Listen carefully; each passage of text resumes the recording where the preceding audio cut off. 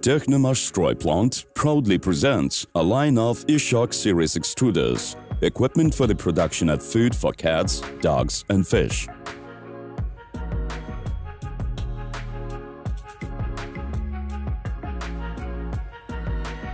The performance of this line of equipment ranges from 50 to 250 kilograms per hour. Main drive power 7.5, 11 and 22 kilowatts. There are 7 main structural differences between extruders of this model line and ordinary food extruders. Equipped with its own hopper with turner and feed auger.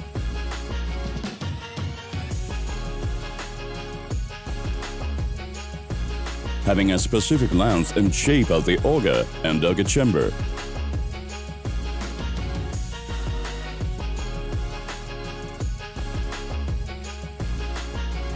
Equipped with electric heating tubes for preheating. Equipped with special filters for the formation of the desired shape finished product, bone, heart, triangle and other optional shapes.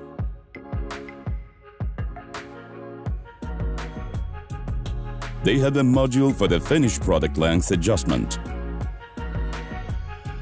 Equipped with a removable body frame for the collection of excess moisture produced in the course of extrusion. Equipped with a multifunctional control cabinet with frequency changers to control the device operation.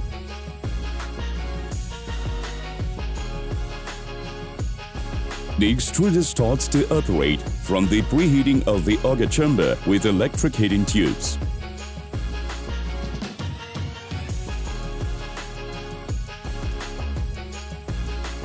Once the operating temperature is reached, the prepared mixture is loaded into the extruder hopper. The supply of raw materials from the hopper to the auger chamber with the relevant frequency converter is regulated by the operator.